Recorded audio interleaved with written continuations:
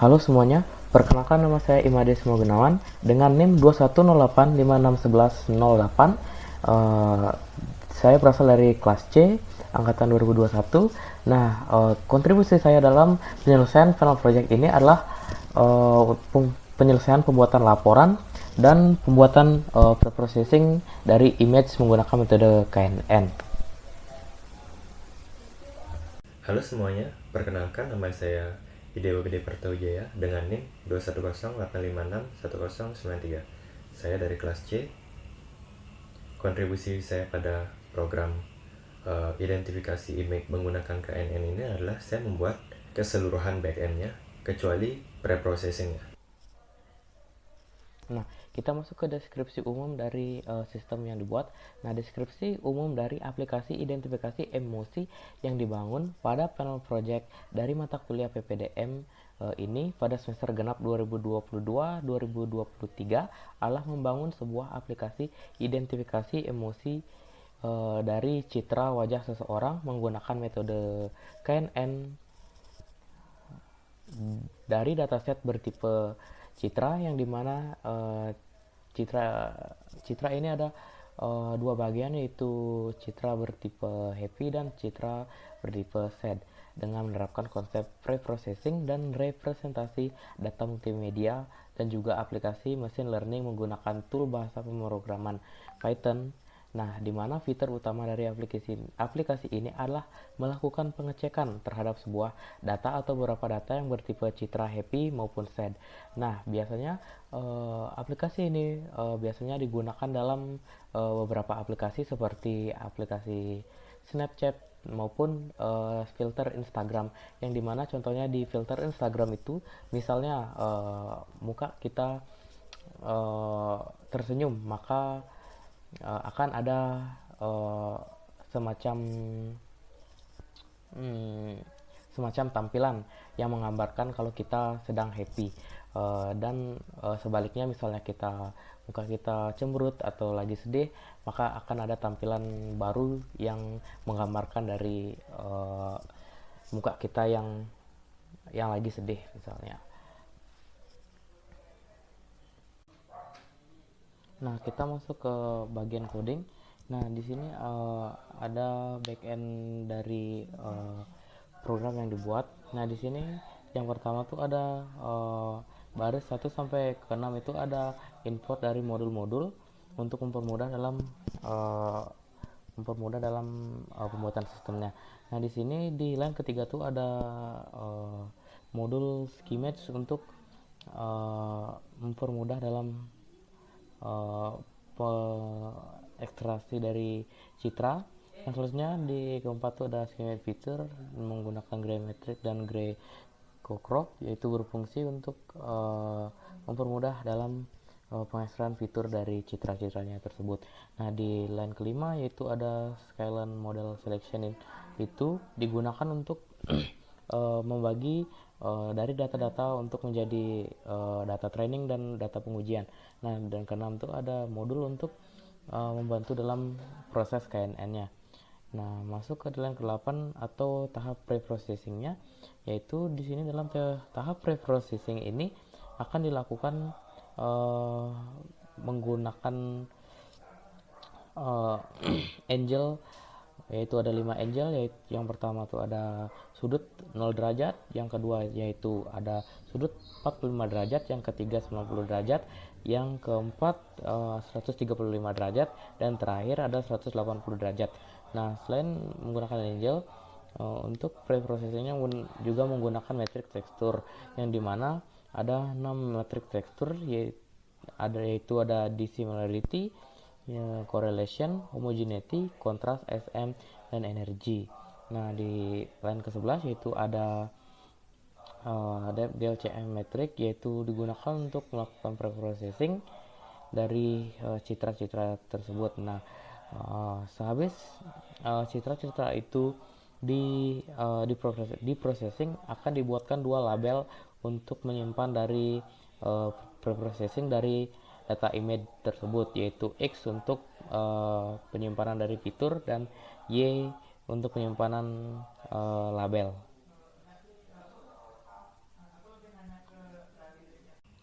Baik, selanjutnya saya akan menjelaskan pada tahap training, backend datanya. Oke. Selanjutnya setelah dari preprocessing akan ada tahap training. Nah, jadi pada tahap training ini semua image akan di load, yang happy dan yang sad. Nah, yang di load ini ada URL dari gambarnya atau lokasi dari gambarnya. Lalu ada ini label 1 atau 0. 1 itu senang, 0 itu sedih. Nah, kalau X ini yang tadi ya fiturnya. Kalau Y dia label. Nah, pada tahap training ini image di padnya ini kan ada banyak image nih. Nah, itu satu-satu bakal dikasih fitur dan label. Nah, fiturnya ini didapat dari DLCM Matrix yang ya teman saya sudah jelaskan tadi ya, ada angelnya, matrixnya. Oke. Next, setelah training selesai, selanjutnya ada tahap testing. Oke, jadi di X dan Y yang tadi itu, yang apa namanya, fitur dan label ini, itu bakal dibagi jadi 4. 2 yang train, 2 yang train, X train dan Y train, dan X test dan Y test. Nah, ukuran tesnya itu 0,2. Jadi 80% untuk training dan 20% untuk testing. Oke. Nah, di sini juga ada metode KNN yang kita gunakan. Nah, karena kita tidak menspesifikannya di sini, jadi dia menggunakan metode Euclidean. Nah, Euclidean itu apa sih? Euclidean itu adalah bahasa kerennya Pythagoras saja. Nah, misalnya ada data baru nih, data yang dimasukkan nih. Nah, data ini dengan data yang paling dekat itu, dari mana komputer tahu bahwa berapa jaraknya ini dan data mana yang paling dekat kan? Nah, jadi dia bakal menggunakan metode Euclidean. Jadi dia bakal tarik garis X sampai di sejajar dengan ini apa namanya, datanya, lalu dia tarik sumbu Y. Nah, itu X dan Y itu bakal X dan Y, bener, X. Jadi kayak rumus Pythagoras sederhana ya. Jadi jarak terpendeknya, jarak apa namanya, sisi miringnya itu sama dengan akar kuadrat X kuadrat ditambah Y kuadrat, seperti itu.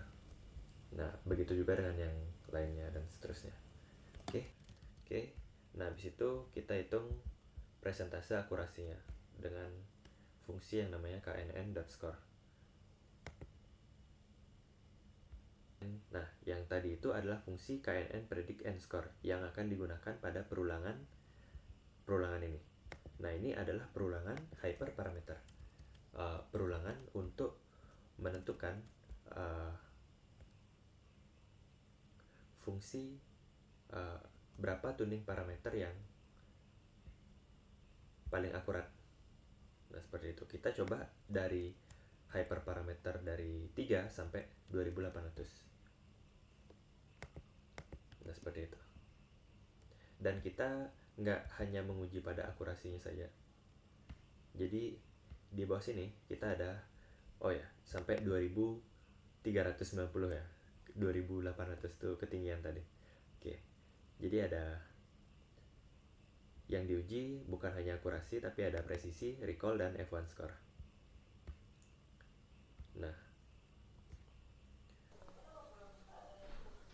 Nah, kita masuk ke tahapan tuning hyperparameter. Nah, apa sih tuning hyperparameter itu? Nah, tuning hyperparameter itu adalah suatu proses untuk mengoptimalkan dari parameter-parameter yang dikendalikan oleh machine learning untuk meningkatkan atau mengoptimalisasikan dari model yang telah dibuat. Nah, di sini sudah ada tabel dari hasil tuning-tuning parameter itu, yaitu ada sekitar 2000 data lebih, dan pada laporan ini kami menyantumkan beberapa saja seperti ada di slide. Nah, di sini ada dinilai itu ada akurasi, precision, recall, sama F1 score-nya. Nah, hasil yang didapat dari tuning parameter itu didapatkan base key adalah di 313 dengan akurasi 37% dan base precision score di data 2175 dengan precision score 59,52%, dan untuk base recall score-nya ada di data 2181 dengan skor 100%, dan base F1 score di data 2181 dengan F1 skornya yaitu 69,71%. Nah, untuk lengkapnya,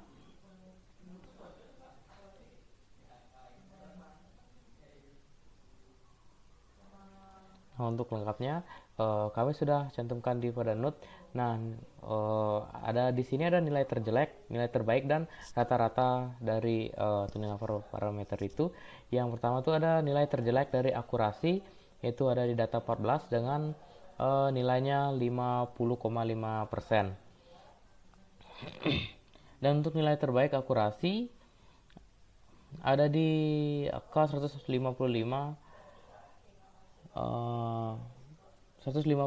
dengan nilai 57%. Nah, rata-rata dari akurasi itu adalah 54,25%. Dan selanjutnya nilai terjelek dari precision, yaitu ada di K 1089 dengan persen 53,5%. Dan untuk nilai terbaik dari precision itu ada di K 1086 dengan 59,52%, dan rata-rata precision yaitu adalah 55,92%. Dan selanjutnya nilai terjelek dari recall ada di K14 dengan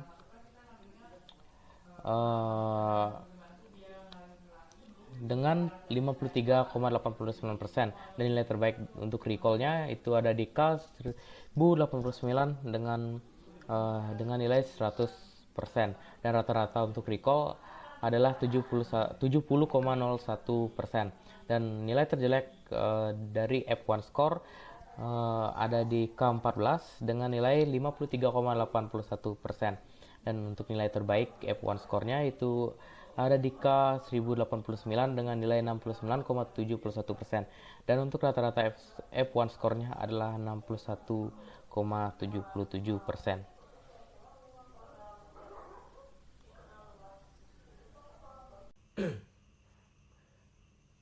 Oke, tadi teman saya sudah menjelaskan tentang tuning hyperparameternya. Nah, dari 22.800 data ya, 2.800 hyperparameter yang diuji coba, ada beberapa yang terbaik yang saya ambil di sini. Nah, jadi berikut adalah yang terbaik, yaitu akurasi yang terbaik, tuning parameternya berapa, presisi yang terbaik, dan seterusnya. Oke, jadi sebagai konteks, akurasi itu oke, kayaknya ini dulu deh. Nah, nih. Oke. Jadi di sini sebagai konteks, pertama, data yang digunakan sebagai model untuk latihan itu punya nilai sebenarnya, apakah dia sentimen positif atau negatif.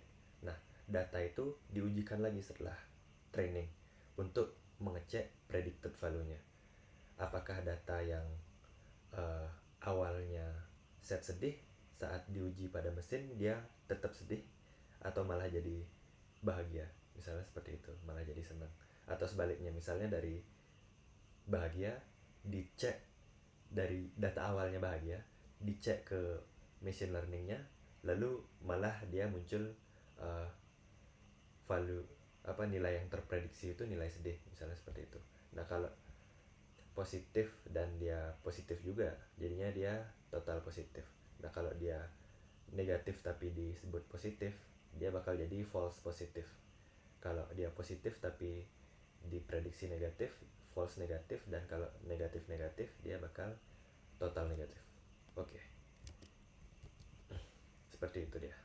Nah, jadi karena kita di sini akan memilih akurasi terbaik. Karena model dengan akurasi tertinggi ini adalah yang biasanya dipilih. Oke, karena aplikasi menggunakan Streamlit ya. Jadi saya cara menjalankannya adalah saya buka terminal dulu. Oke, jadi cara menjalankan program ini, karena program ini dibuat di Streamlit ya. Jadi dari terminal pergi dulu ke folder program. Nah, dan di folder program baru teman-teman bisa program Streamlit bisa dijalankan dengan perintah Streamlit run dan diikuti nama programnya seperti ini. Streamlit, kalau dalam kasus saya Streamlit run home.py. Oke. Nah, jadi di program ini ada apa aja sih? Nah, jadi fiturnya gampang, cuma ada 2 fitur aja. Yang pertama ada pilih file, dan yang kedua ada tombol prediksi. Nah, ini tombol prediksi baru bisa di pencet kalau datanya udah masuk ya. Oke. Sekarang kita ada 5 data happy dan 5 data set. Jadi kita akan coba dari data selang-seling ya. Data happy, data set, data happy, data set, dan seterusnya. Oke.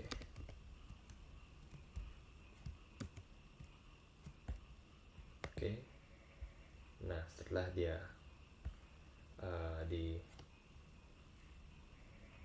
ditaruh di sini, di drop filenya sudah ada di server, dia baru bisa diprediksi.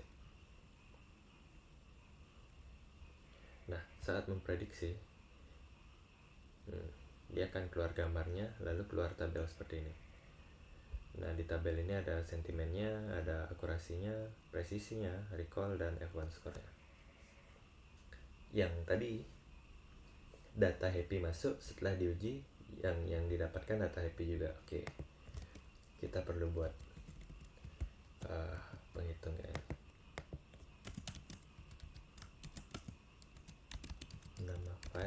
Nama filenya happy, keluarnya happy. Oke, yang kedua kita coba yang set nih.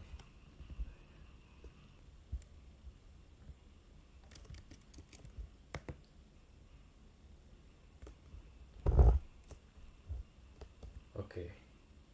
Jadi kita dapat anomali ya. Ada data set 30 dibaca happy.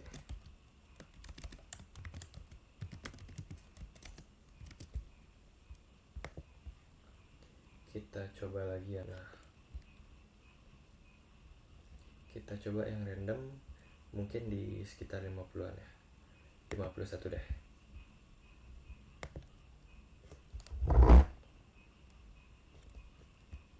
Oke, 51 kita dapat happy juga.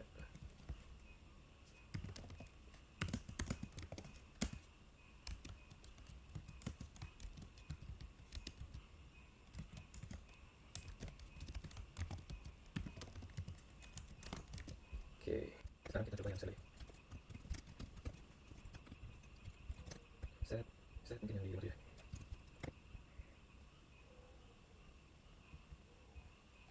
Dibaca happy juga ya.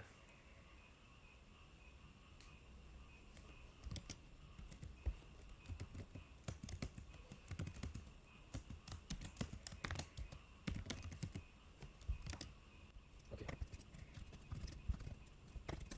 Happy kisaran 100 boleh.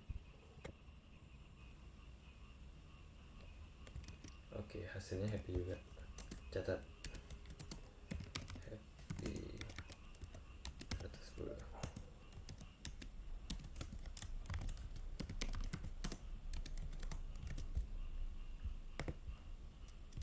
Ini udah berapa? 1, 2, 3, 4, 5.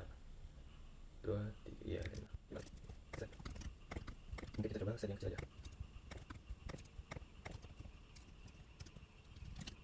Set. Sebentar ya.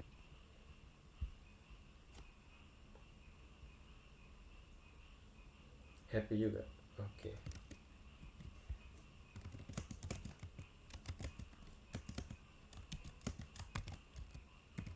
Happy semua ya.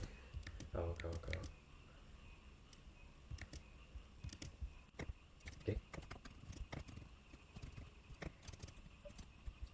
Ini deh. Mungkin sih, bro.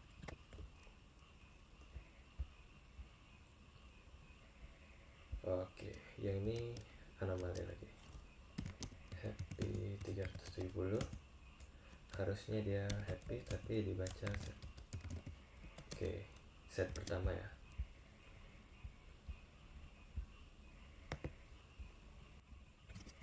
Oke, kita coba lagi.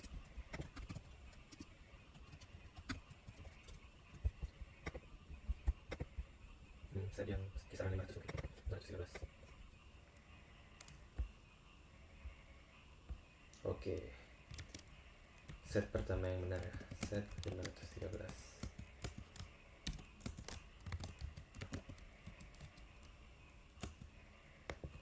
Kasih gini aja, tanda silang. Nah, ini tanda silang. Tanda silang ini gunanya untuk tanda ya, sesuai atau enggak dengan itu awalnya. Oke. Nah, setelah ini kita uji happy kisaran 300. Oke.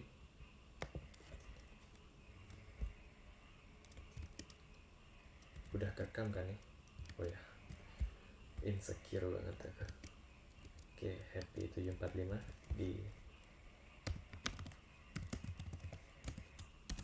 dideteksi sebagai happy juga.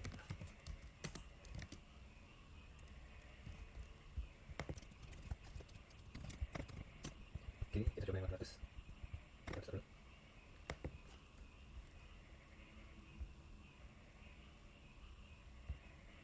Ini happy juga ya. Set. Jadi happy.